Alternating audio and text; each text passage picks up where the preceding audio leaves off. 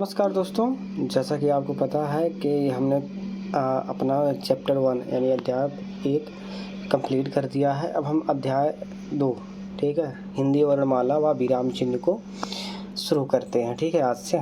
और इसके जो है मान के चलिए 4 से 5 वीडियो में इसको कंप्लीट करा दूंगा। ठीक, चलिए शुरू करते हैं आज का। ठीक है, तो आज अगर हम बात करते हैं यहाँ पे, तो ध्यान देने वाली बात ये है कि हम पढ़ेंगे आज हिंदी वर्णमाला। ठीक है, वह विराम चिन्ह। अगर हम बात यहाँ पे करें तो हिंदी वर्णमाला के भेद यानी वर्ण के भेद, वर्ण 2 प्रकार के होते हैं, एक स्वर होता है और एक व्यंजन होता है। ठीक है, एक स्वर हो गया और आपका एक व्यंजन हो गया। ओके, अब बात करी जाए स्वर को। स्वर को 3 भागों में डिवाइड करा गया है। पहले को बोलते हैं हम संख्या। जैसे संख्या की बात करी जाए तो स्वरों की संख्या 11 टोटल होती है। ठीक है, और रही बात इनके भेद की, तो भेद इनके 3 होते हैं। और इनके मात्राएं की बात रही तो मात्राएं इनकी आप देखोगे तो 10 मात्राएं होती हैं। अब आप यहाँ पे ध्यान देने वाली बात है क्या कि अगर हम बात करते हैं संख्या 11 मतलब आ से लेकर के, ठीक है, अगर आप देखोगे यहाँ से आ से स्टार्ट होते हैं और आ से लेकर के ये वाला पार्ट वगैरह आप देखो, छोटा आ से लेकर के औ तक, ये 11 इनकी संख्या हो गया। भेद की बात करें, इनमें 3 होते हैं, एक हर्ष होता है, एक दीर्घ होता है, एक प्लुप्त होता है। ठीक है, और मात्राएं की अगर हम बात करें, केवल आ में यानी छोटा आ जो होता है उसमें मात्रा नहीं होती है और बाकी में सभी में मात्राएं होती हैं, इसीलिए हमारे पास मात्राओं की संख्या को 10 बताया गया। ठीक, ऐसे ही अगर हम व्यंजन की बात करते हैं तो व्यंजन की जो मूल संख्या है ये 33 है और कुल संख्या इसके जो है वो है 39 और इसके भेद 3 है। ठीक है, तो चलिए बताते हैं इसमें। पहली बात अगर हम करें मूल संख्या की बात करें, मूल संख्या को 3 भागों में विभाजित करा गया है। ठीक है, तो पहला होता है स्पर्श व्यंजन जो 25 होते हैं, फिर अंतस्थ व्यंजन 4 होते हैं और उष्म व्यंजन 4 होते हैं।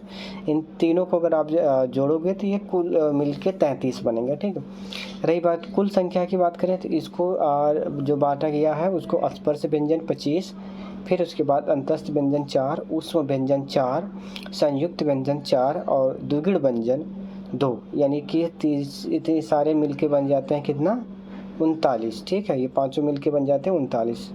आगे है भेद की अगर मैं बात करता हूँ तो भेद में आता है स्पर्श व्यंजन के 25 आते हैं। ठीक है, अंतस्थ व्यंजन के 4 हैं और उष्म व्यंजन के उसके भी 4 ही हैं। ठीक, अगली बात करते हैं। अगला हम यहाँ पे एक नोट हमें मिल गया। नोट ये है कि जो छोटी ई है, बड़ी ई है एवं डी, ये स्त्रीलिंग वर्ण हैं। ठीक है, इनका प्रयोग कब किया जाता है, अगर इनका जहाँ प्रयोग हो रहा है मतलब कि वहाँ पे स्त्रीलिंग का प्रयोग किया गया है। अब हम अगर वर्णमाला की बात करें तो वर्णमाला हमारे पास टोटल 52 होते हैं, 52 वर्ण होते हैं। ठीक है, स्वर को बोलते हैं अच, व्यंजन को बोलते हैं हल। ठीक, अब हम बात करें स्वर को 3 भागों में डिवाइड करा गया है, जो मैंने अभी स्टार्टिंग में ऊपर ही बताया था। एक होता है ह्रस्व जिसे हम लघु स्वर के नाम से जानते हैं, दूसरा होता है दीर्घ या जिसे हम संधि स्वर के नाम से जानते हैं, तीसरा होता है प्लुप्त स्वर यानी जिसे हम बता रहे हैं आगे।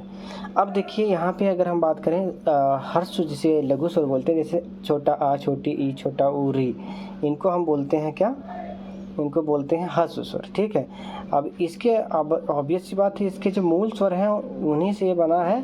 बड़ा आ, बड़ी ई, बड़ा ऊ, ठीक है, ये दीर्घ में आ गए आपके। बड़ा ई, बड़ा आ, बड़ा ई, बड़ा ऊ, ए ओ आओ, ये किस में आ गए, ये दीर्घ में आ गए। ठीक है, अब इसी के बाद अगर हम यहाँ पे आ जाते हैं तो अगर आप देखोगे तो ये जो हैं दीर्घ को भी डिवाइड करा गया है कितने भागों में, 2 भागों में। कौन कौन सा, पहले को बोलते हैं मूल दीर्घ स्वर, दूसरे को बोलते हैं संयुक्त स्वर।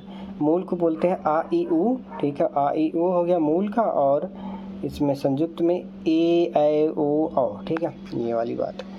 अब यहाँ पे अगर आप आ जाओगे तो यहाँ पे अगर हम ध्यान दें व्यंजन में अगर हम बात करें, व्यंजन को भी 3 भागों में डिवाइड करा गया है। पहले को बोलते हैं स्पर्श व्यंजन या वर्गीय व्यंजन या उदित व्यंजन, 125 संख्या इनकी है।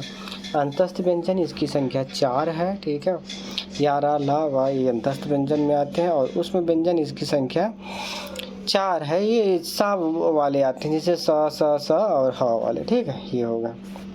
अब एक बात यहाँ पे ध्यान देने वाली है कि जो ये वाला बॉक्स वाला पार्ट है कि मूल दीर्घ स्वर को सजातीय स्वर एवं संयुक्त दीर्घ स्वर को विजातीय स्वर या मिश्रित स्वर भी कहते हैं। ठीक, आगे हम चलते हैं। आगे अगर हम बात करें तो वर्णमाला की अगर हम बात यहाँ पे करते हैं तो ध्यान देने वाली बात यह है कि वर्णमाला किसे कहते हैं। तो अब ध्यान दीजिए, वर्णों अक्षरों, जो वर्ण को ही अक्षर बोलते हैं, या लिपि चिन्हों के व्यवस्थित क्रमबद्ध समूह को वर्णमाला कहते हैं। यदि वर्णों को व्यवस्थित क्रम में ना रखा जाए तो वे वर्णमाला नहीं बल्कि समूह कहलाते हैं। ठीक है, तब वर्णमाला नहीं कहलाएंगे, समूह कहलाएंगे। अगर जैसे मन तैसे रख देंगे, लेकिन जैसे हम जैसे देखिए का खा गा घा अंगा चा छा जा झा ऐसे रखते हैं तो ये वर्णमाला कहलाएंगे। लेकिन अगर मैं इसको लिखता हूँ खा चा पा मा ता धा दान ऐसे कुछ चीज़ें, तो ये वर्ण समूह कहलाएंगे, ये वर्णमाला नहीं कहलाएंगे। यानी कि हमें व्यवस्थित रूप में अगर हम उसको रखते हैं तो जाके वर्णमाला कहलाएंगे। अगर व्यवस्थित समूह में नहीं रखते हैं तो वो वर्णमाला नहीं कहलाएंगे, वर्ण समूह कहलाएंगे। दूसरी बात, हिंदी वर्णमाला की अगर हम बात करते हैं तो ये देवनागरी लिपि में लिखी जाती है। ठीक है, जो कि ब्राह्मी लिपि का ही प्राकृत रूप है। जैसे ब्राह्मी लिपि बाएं से दाएं लिखी जाती है, वैसे ही देवनागरी लिपि भी बाएं से दाएं लिखी जाती है। ठीक है, इसे नागरी लिपि भी कहते हैं।